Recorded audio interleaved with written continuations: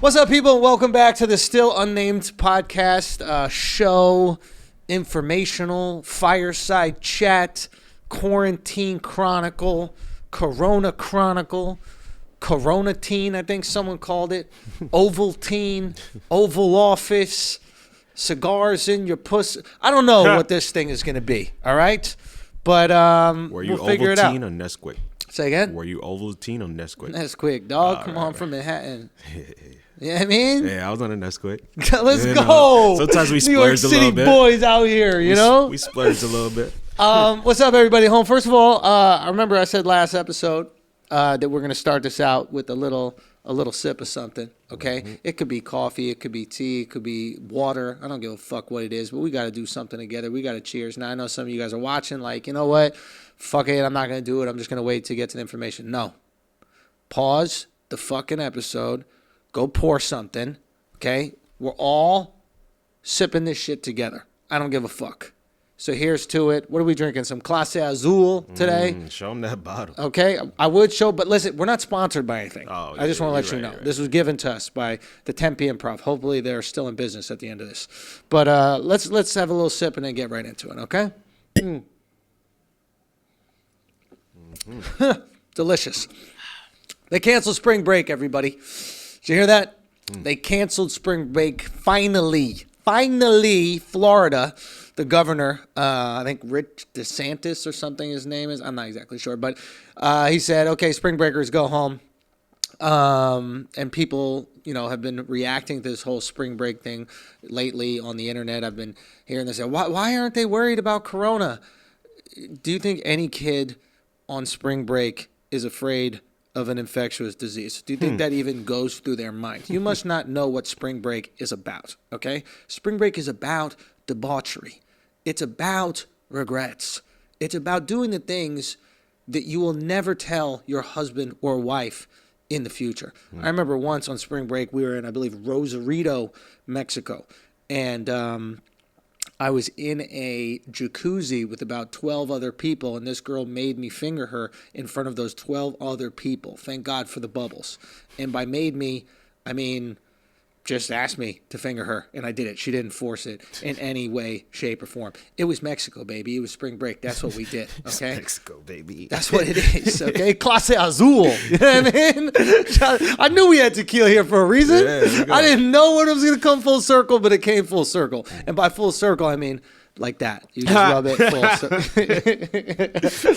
circle. But yeah, so the crazy thing about spring break is, if you were like an evil mastermind and you had to find the perfect way to spread a pandemic, you would do it at spring break, right?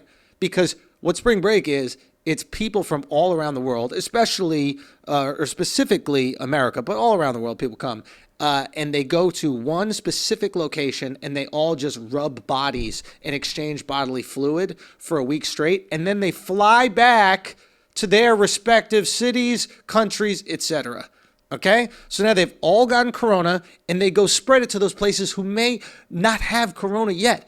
It is the perfect recipe for a pandemic. I'm like shocked that they even let it go on in the first place. And I think the only reason they stopped it because there was enough like drunk white kids going, I don't give a fuck about corona. I just won't drink the beer. Or whatever that joke is that we've heard a million times. So we'll see what happens with the pandemic when all those kids get back home. I seriously think you're going to see it pop up in places where it doesn't exist just yet. Like I think Virginia or West Virginia doesn't have it. I was reading that, and I think that has something to do with like if you fuck your family members, it goes away. That I think that is the cure. Most people aren't willing to test it, you know. But your mom's not as hot as mine. No. It's disgusting. Bro, it's that Clase Azul. I don't know what to tell you. So, but yeah, so that's happening. And yo, some great news, actually, some big news. This might be breaking news. Matter of fact, we got tests, baby. That's right. We got corona tests. There's this company called Everlywell, and they've developed a test. And it's an at-home test. You get the results in 48 hours. But essentially what they can do is they can pre-screen you online, right? So you go online. Excuse me, we're burping. Pre-screen you online. You go online. You go to everlywell.com, and we'll put like a link somewhere. in the bio, or we won't. I mean, if you need the link in the bio, you don't care about your corona. Just misspell it a few times until you go to the website with the test. That is true. Right? It's not like you're dying of corona and you're like, Everly fuck it. Breathe or don't breathe. Everly Well. You'll figure it out. But basically, they're pre-screen you for the symptoms online. Make sure they think that you have what you need to have corona, and then they'll send you a kit. It's no different than getting like boner pills, right? You ever got boner pills online? You got some Blue Chew or something like that, or you ever got some hair stuff, finasteride? Same stuff. You go online, or back in the day when you would have to get like a prescription to get weed. Remember that? You could like go online to the doctor, and the doctor would be like, "Do you have headaches?" You'd be like, "Yeah." Same thing, only with corona and dying. Are you dying? Yeah. You don't get it. So you can do that right now. And usually they don't allow this type of stuff. It's easier with like the boner pills and weed or those types of things because it doesn't have any like in vitro testing. That's what I was always wondering. I was like, why don't we just do this with every single drug? And the reason is because when you have more serious drugs or more serious illnesses, you actually have to like do something. You have to swab yourself for this. And when it comes to prescribing a serious drug or like giving a serious medical kit, they can't just give it to anyone. Because I could go to Alex's nose, I could swab it and then send it in his mind. They could be like, "Oh yeah, you do have a big black dick." What? And to all our new listeners, Alexx is black. We need to every once in a while flash you so they know. Anyway, clase azul. Cheers again, ladies and gentlemen. But it's $135. So for real, if you think you have it, if your parents think they have it, if your grandparents think they have it, if they're still alive, make sure that they go to everlywell.com. The fucked up thing about this is that the people that this could potentially kill, those people 70, 80 years old, will never be able to go to a website. So somebody young, please help them. And I meant that when I said that about people in the building, man. We've been reaching out to people in my building, trying to get them groceries, get them whatever they need, and also just checking in to see if they passed away and we can get their apartment for cheap. There are ways that you have to take advantage. We coming in hot today, bro. We are coming in very hot today. I wasn't ready. I don't know what it is, but yeah, so there's that. There's also another really cool idea that came out as a way to like try to control corona. And there are reports of this coming out from different places. I think Israel was trying it, but it requires giving the government complete access to your phone. Now, I know that freaks a lot of people out. You get into this government overreach discussion. We can have that a little bit because I think that's an interesting one.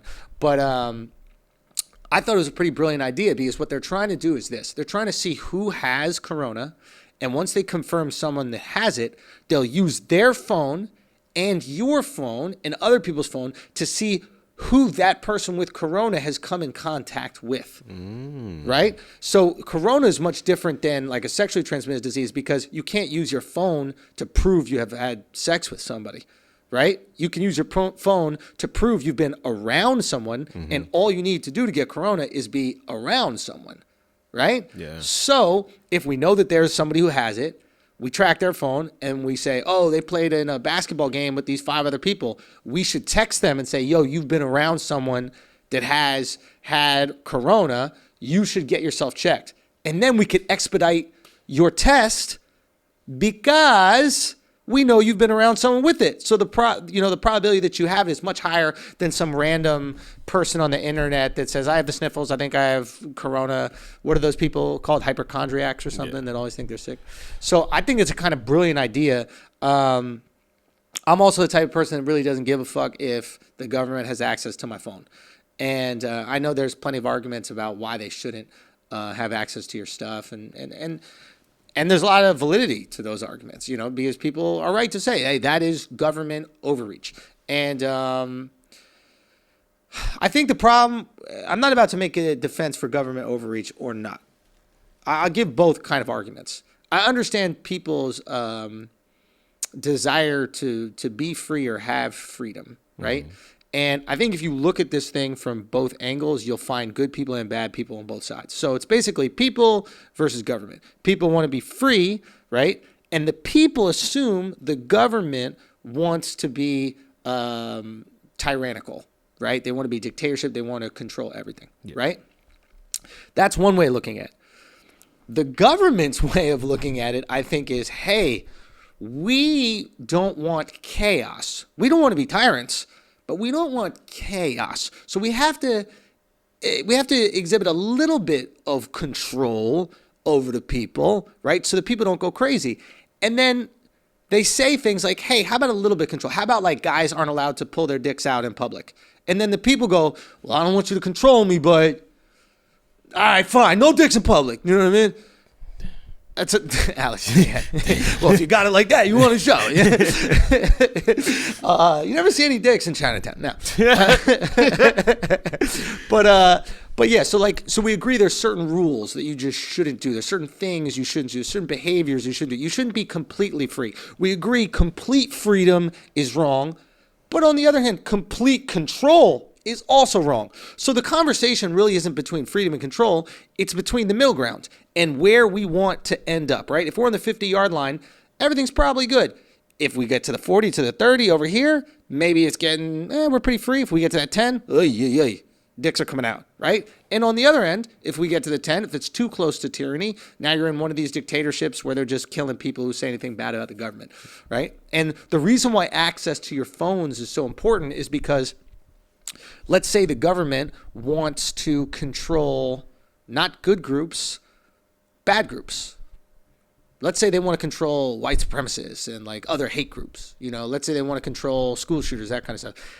They can make the argument, hey, if we got access to your phone, we could stop people who are trying to do terrorist acts. We could stop people who are trying to, join, organize hateful killings or those type of things, or any killings in general. They might think like that, right?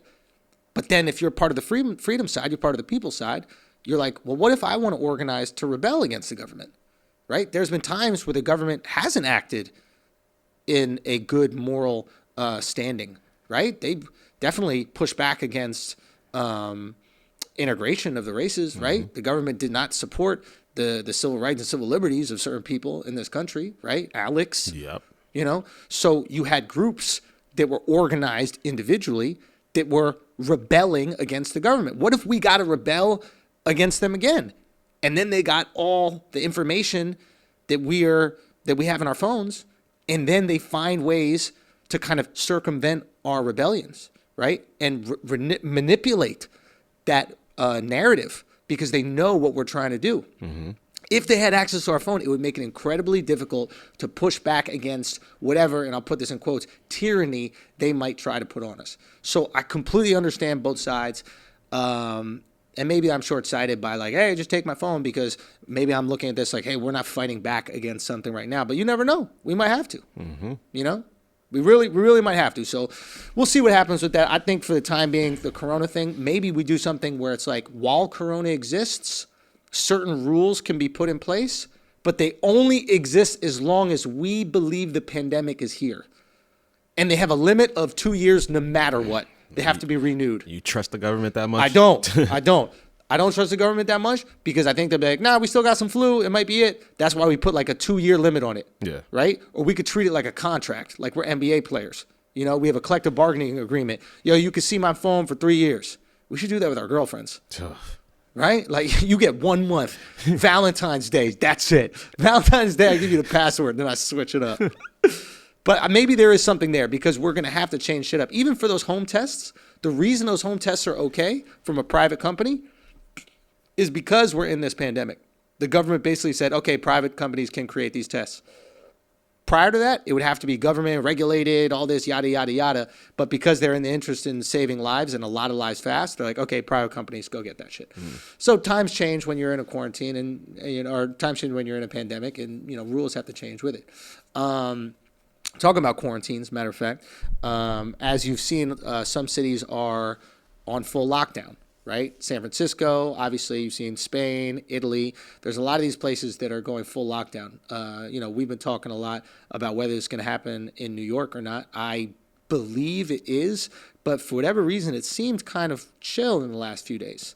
Yeah. Did you feel that? Yeah, but I also think it's Cuomo and who's the mayor? De Blasio. De Blasio. They're bickering because that's race. Cuomo doesn't want it, but De Blasio does want it, right? And De Blasio, I think De Blasio's political career is completely dependent on how New York comes out of this. Whereas Cuomo's political career isn't completely dependent on New York because he's the government of the state. So as long as the state's good, right, he can look at New York and go, well, yeah, that fucking idiot de Blasio is there, and he fucked up New York a bunch of times before this. We should have had him out of there, right? Some Italian on Italian crime, the way we like it, right?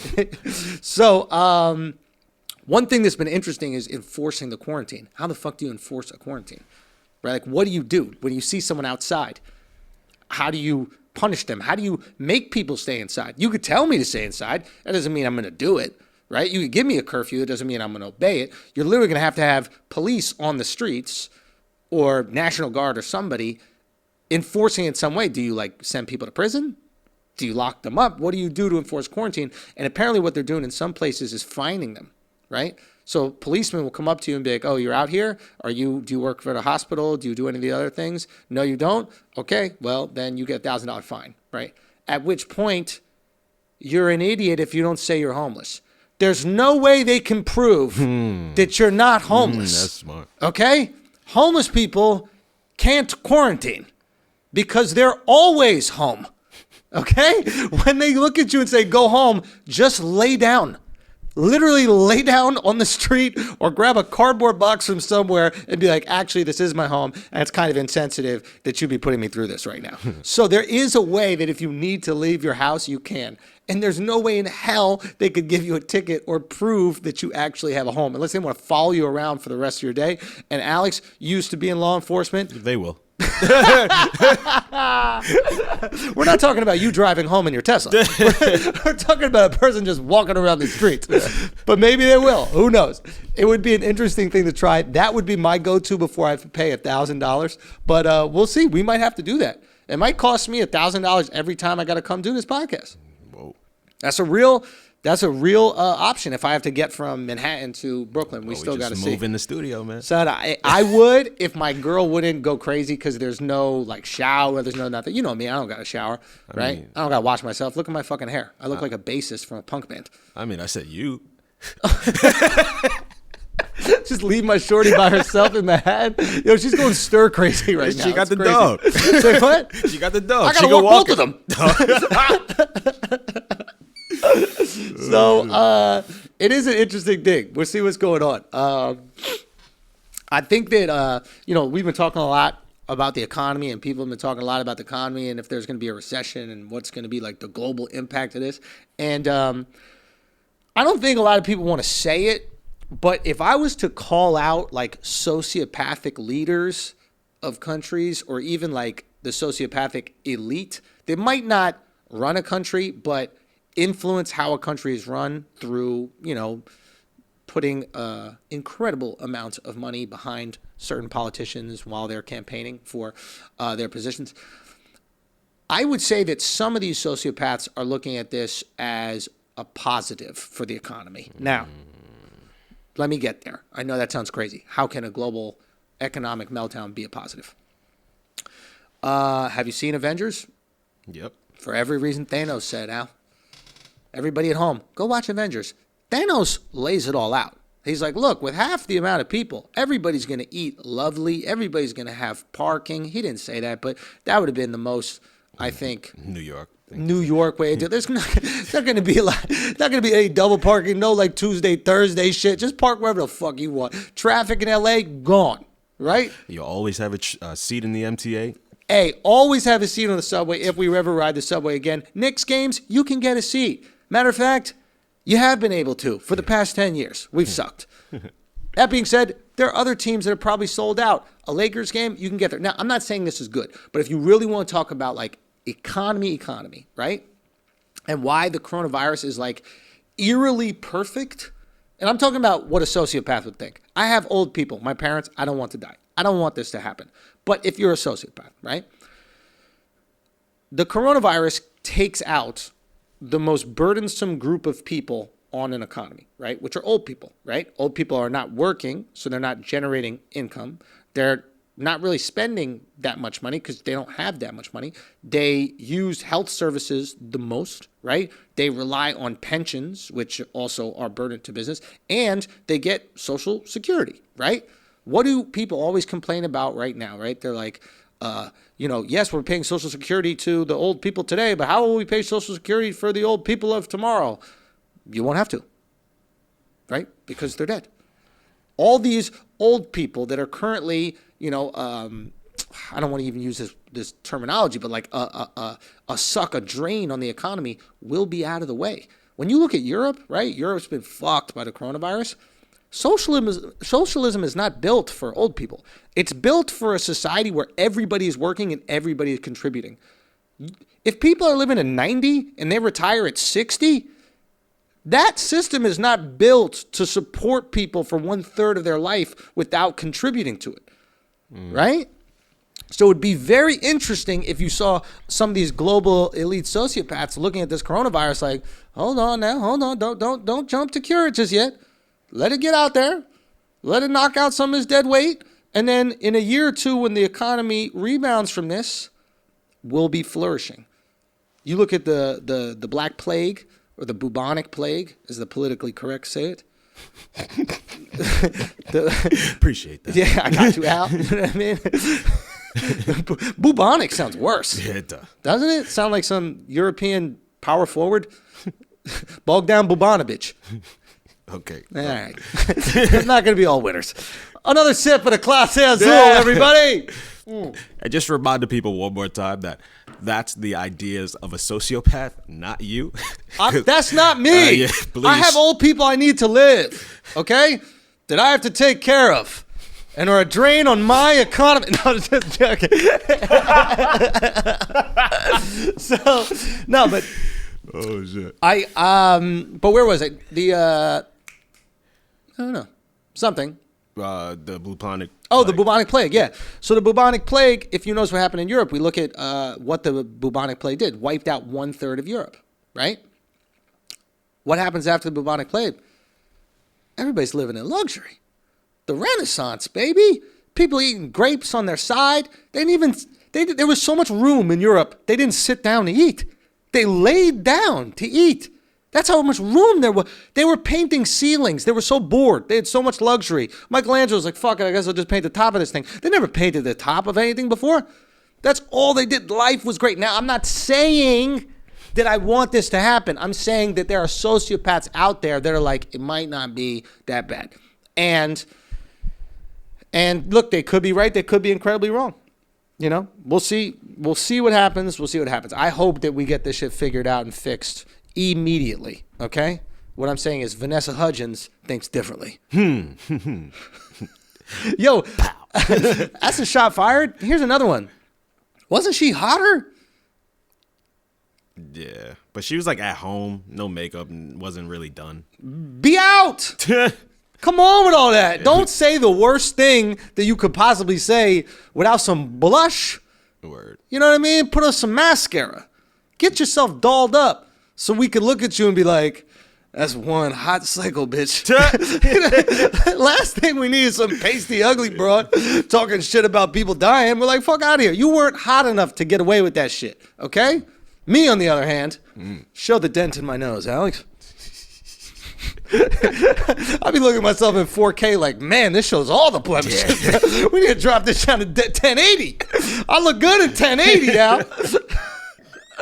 But yeah, there's a lot of sociopaths out there. Don't think the sociopaths are only in Europe. There was this one senator, Richard Burr, this crazy motherfucker, he's like the chairman of the Intelligence Committee. So he has all the intelligence that the country is getting, not all of it, but a lot of the intelligence the country is getting before the rest of us get it. And he was swearing to us that America can handle the pandemic and we can handle coronavirus and we're going to go out there and get it. All the while, this motherfucker sold between $500,000 and $1.5 million worth of his stock. Wow. So he cashed out while he was telling us everything was good. He's basically like, yo, guys, keep your money in the market. Keep your money in the market so I can get my shit out real quick without it losing all the value. And then you guys can get yours out when it bottoms out. Wow. That's all I'm saying. You got to be careful who you trust out here. Motherfuckers is legit psycho, right son. there, yo. They're fucking psycho. Talking about psychos.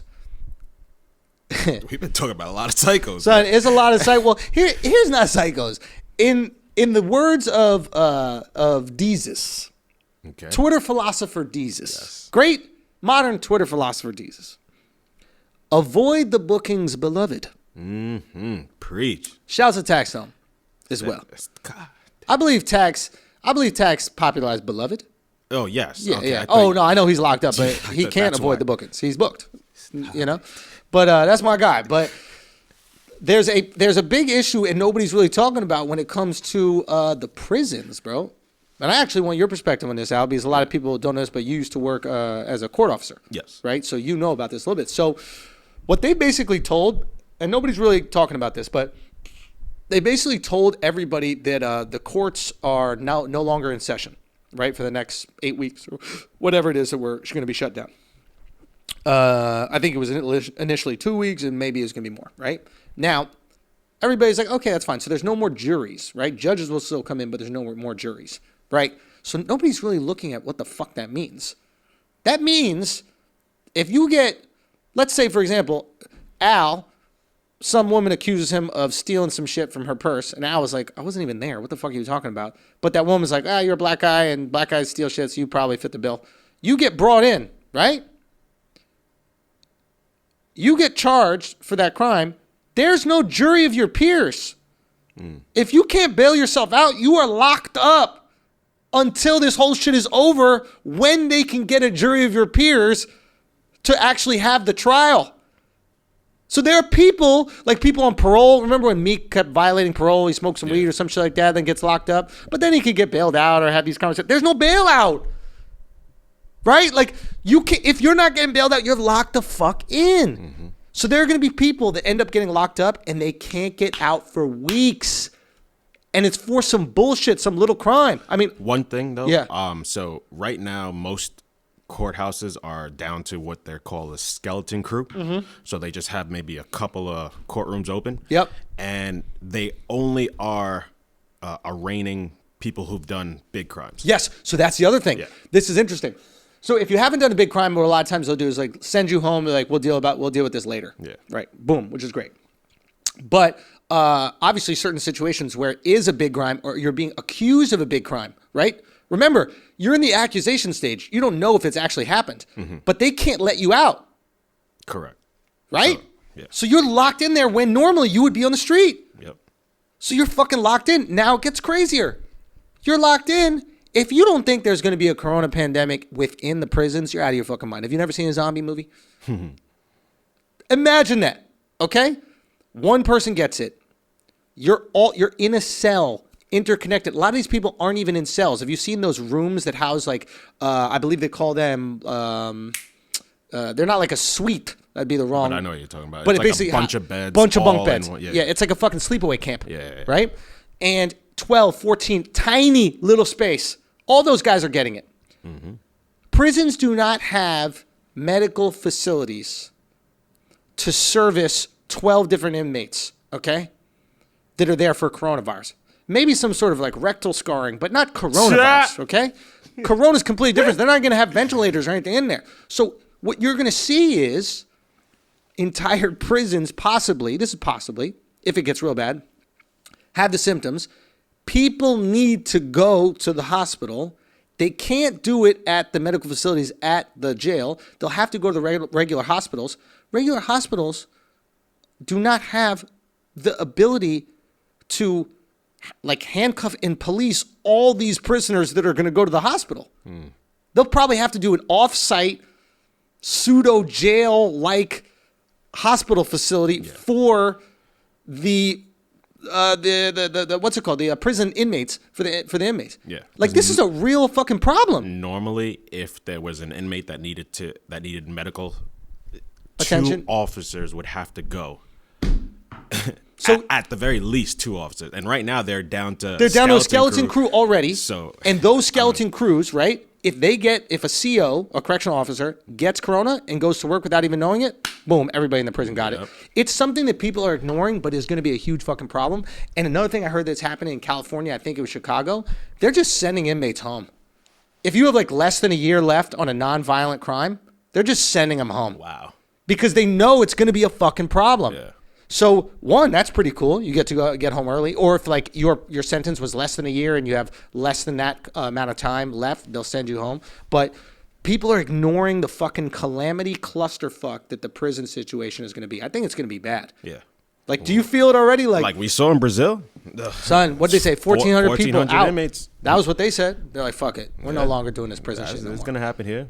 I saw a crazy thing about sanitizer. You know, hand sanitizer, how we don't got none? Yeah.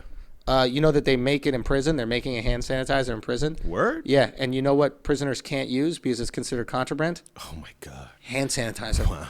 So here they have the antidote to the coronavirus. They have the ability to not get it, and they can't even spray it on their fucking hands. They got to make it and then move the fuck away from it. And I guess it's because it has alcohol in it or something like that. There's you can't have any access to alcohol whatsoever. Or maybe they could make some form of acid with it, throw it on the CO's eyes or whatever.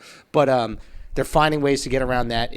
That's going to be the next big fuck up, I think, in the prisons. I think that's going to be the next thing where they're like, what are we going to do? How are we going to contain this? And how do we help these people? And yeah, that's it. Besides that, did we come up? 31, man. Mm-hmm. We're so close. We're going to get it down to 30. I promise you. There's a video on the internet if you just want to get enraged, right? Celebrities, let me tell you this, celebrities. Take this one off, okay? Nobody wants to hear from you, motherfuckers. Nobody wants to see you quarantined on your 10,000-acre ranch, you piece of shit, okay? There's a video going around with these celebrities singing John Lennon's Imagine, right? Imagine all the people. Yeah. And they're doing it. It's supposed to be this communal thing where we all come together and feel togetherness. We don't feel any of that. We feel like you are living the same life you've always lived. Celebrities self-quarantine. That's what you do. You stay on your real estate. You stay on your massive mansion. You stay in your Hollywood Hills home that has, 5 fucking acres, right? That's where you quarantine. That is your normal life. Nothing has changed for you, okay? Stop acting like you're struggling and stop acting like you're helping us. We don't want to see you at all. No, we want to see some girlfriend and boyfriend screaming at the top of their lungs at each other because they're going fucking crazy from hanging out every single day, 24 hours a day. That makes us feel good inside. When you feel like shit, okay, you don't watch the Kardashians. You know what you watch? Intervention. You watch some girl sucking dick for crack underneath a bridge. That makes you feel good because you're like, you know what? I'm not addicted to crack. And I'm not sucking dick under a bridge. Okay? You want to make us feel good, celebrities? Get Corona. That's the only thing that makes us feel good. When you guys get Corona, we're like, oh, it happens to them too. Thank you, Idris Elba. You are beloved. Thank you, Tom Hanks. Thank you, Tom Hanks' wife. I won't learn her name. Who else has it, Al? Thank you, Kevin Durant. Yeah. And thank you to any other ones that have sacrificed. All right? Thank you guys very much for listening. I loved it. We've been able to do this every single night. We're going to keep on doing it every single night. I hope you guys are keeping up with your new thing a day. I've seen you guys get into your little bags, man. Mm-hmm. I like seeing that shit. It's so good, man. Keep sending us the DMs, man. Keep sending us the images, man. This girl said she was learning how to cook Indian food. Right? Okay. And I told Akaash, I was like, yo, there's a girl, she's learning how to cook Indian food. And Akaash looks at me, he goes, man, she gonna run out of toilet paper real quick. I was like, shorty, you fucked up. Indian food, Mexican food, any of that diarrhea food, you save that for after the quarantine. Yeah. Okay? You gotta cook some shit that's gonna slide out effortlessly. Sushi. Japanese food. Ooh, I think that might be my next Get thing. Japanese food. No, I'm gonna try to make sushi. Oh, son, it's already made. It's the easiest food to make. Yeah, but I mean, like, you just let the fish be the fish. Yeah, but the fucking... to roll it? Yeah. Oh, son, Chefs that's light go to work. school for years To learn how to roll? Yes. Son, with your meat, you're going to have them hand rolls looking lovely. Your girl's going to be like, this is a little girthy. You be like, I know. All right, I'm talking enough about Alex's dick. This has been another episode. I promise you we're going to get a name soon. Y'all let us know what y'all want, man. And again, thank you guys. So many of you guys have been sending me information, cool stories to tell, and just, cool things that are happening around the world with this, just giving me updates around the world. And we've been able to share with these people. And it's a crazy time where people don't even trust the fucking news, where they're coming to us to give us this shit. And that means a lot to us, man. And we take on that responsibility. And we literally want to give you all the possible information that we can and deliver it in the most, flagrant and fun way possible. So let's make the best of this quarantine, man. And as always, peace, love, And You're